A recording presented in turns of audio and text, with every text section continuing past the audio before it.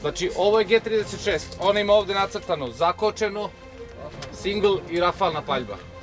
Znači, gledajte da svaku pušku koju uzmete ili repliku, prst držite ovako, ne na obaraču. Znači, uvek ovako.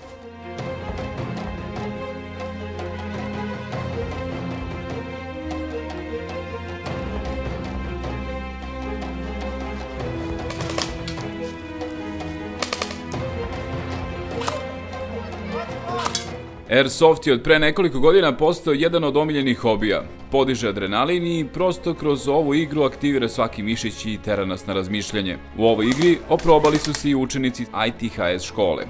Podeljeni u dve grupe, jedna na poligonu, druga u šumi, stekli su novo iskustvo. Pa bilo je baš zanimljivo kada se uštika neko iza drveta, tako to teško ćete ga vidjeti, morate se približiti do njega i tek onda može se primiti. Znači, doživite pravu realnost. Da. Bilo je odlično, stvarno je super. Šuma je, kako kažemo, divlja i ima dosta nesređena i to sve čini zanimljivo. Ovo okruženje i bilo je stvarno odlično, zanimljivo jako. Kako ste devojke snašli kod tebi? Devojke? Pa ja mislim da će biti najbolje, on će definitivno da rasture vamo. Ima da bude prve. Postoji dosta njih koji igraju pošteno, postoji dosta njih koji varaju. Nema veze da, ali sve samo bilo lepo. Koji ste grupi bio oni koji pobeđaju ili varaju? Pa izjednačeno je bilo, 1-1, tako da. Pa uglavnom je moj tim pošteno igra. Reci mi, kako ti generalno, kako se čini Airsoft i čitava organizacija? Super, lepo je organizovano. Čini mi se okej, da. Uz pomoć stručnih instruktora i saradnika, učenicima je pre svega ukazano na to da se čuvaju od povreda.